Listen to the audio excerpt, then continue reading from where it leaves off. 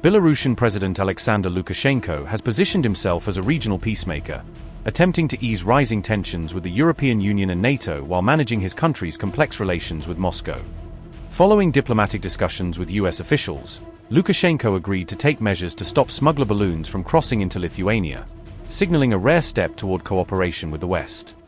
While Russian President Vladimir Putin pursued hybrid warfare tactics in the region, Lukashenko sought to rebrand his image internationally as a stabilizing influence and mediator. John Coale, the US Special Envoy to Belarus, stated that Lukashenko promised to take all necessary actions to halt the balloon incursions that have caused repeated disruptions at Lithuania's borders. Coale addressed reporters in Vilnius after concluding 2 days of talks with President Lukashenko, emphasizing that diplomatic engagement had produced concrete agreements to reduce cross-border tensions. He agreed recently to do everything he could to stop the balloons, and I know that Lithuania has done everything they can to stop the receiver of the cigarettes or whatever the hell it is. And so I think both sides are working.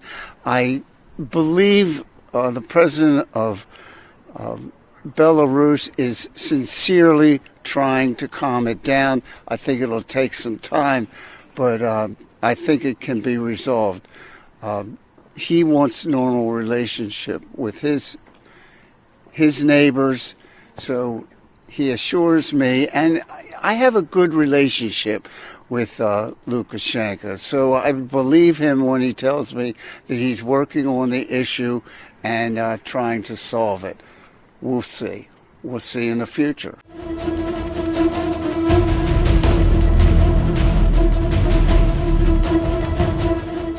Balloons deployed by cigarette smugglers have repeatedly disrupted flights at Vilnius airport, forcing authorities to suspend air traffic temporarily on multiple occasions. In total, these illegal balloon operations have led to more than a dozen temporary airport closures, highlighting the persistent threat posed by cross-border smuggling activities. Lithuanian officials have accused Belarus of orchestrating what they call a hybrid attack by allowing smugglers to operate unchecked, using balloons to interfere with air traffic and national security. In response, Vilnius declared a state of emergency, mobilizing resources to monitor the border and prevent additional balloon incursions from Belarus. Lithuania has also requested parliamentary authorization to provide military support for its police and border guards, aiming to strengthen defenses against these airborne smuggling operations. Lukashenko, however, insisted that Lithuania was exaggerating the severity of the balloon threat and downplayed the risks posed by these cross-border incidents. European Commission President Ursula von der Leyen condemned the balloon incursions as a completely unacceptable form of hybrid attack, calling for Belarus to respect international norms.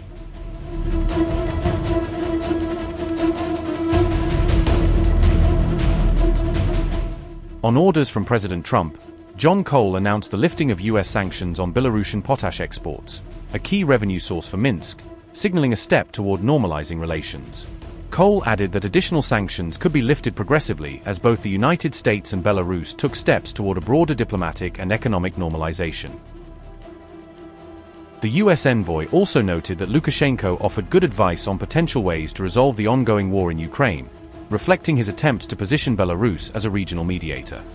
New problems are emerging that we need to discuss today, and perhaps even resolve some issues. The instructions of President Trump, the United States, will be lifting the sanctions on potash. That'll be discussed. There'll be more in the future as we go down this road to normalization. There'll be more sanctions lifted. Hopefully we will come to a point we're lifting sanctions. He's releasing prisoners, and we're talking. We talk all the time, and I talk to your president on different issues. He helps give us advice on what to do with the war between Russia and Ukraine. It's good advice, different things like that. It's just like as we get closer and closer. President Lukashenko has pardoned and released 123 prisoners from various countries who had been convicted of espionage and terrorism-related charges, a move intended to improve international relations. The released individuals also included those convicted of extremist and political offenses, highlighting the broad scope of the clemency initiative as a diplomatic gesture. The pardons were framed as a humanitarian gesture by Minsk, aimed at enhancing ties with Western countries and signaling a willingness to cooperate on security and economic issues. US sanctions had previously targeted Belaruskali, one of the world's largest fertilizer producers, limiting Belarus access to international markets and revenue streams. The sanctions were initially imposed in August 2021 in response to domestic political repression and human rights concerns in Belarus, particularly following crackdowns on opposition figures. This agreement represents a significant shift from years of political isolation and clashes between Minsk and Western powers, potentially opening a new chapter in US-Belarus and EU-Belarus relations.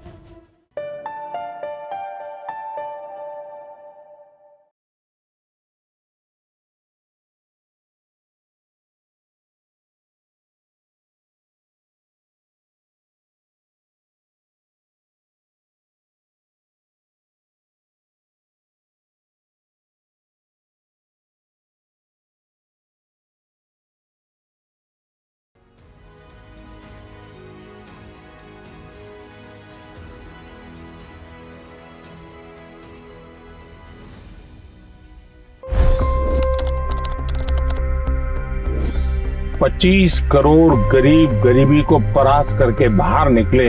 For the good of our nation, let's work together and let's truly make America great again. The fastest news breaks. Requested PM saying that look, you will have to speak to Putin and to Zelensky. The biggest news makers. The relationship with India is probably the most important bilateral relationship the US will have for the rest of this century. The capital delivered quite an election result today. Expert analysis. The million-dollar question today is how to stop this dance of death. Ground reports.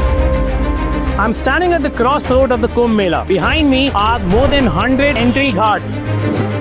Long-form interviews. Exclusionary politics is reflected in Manipur case as well. You don't bother because this is a small state.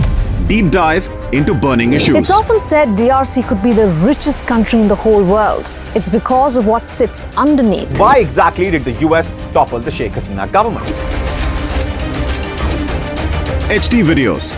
We don't just break news, we break it down.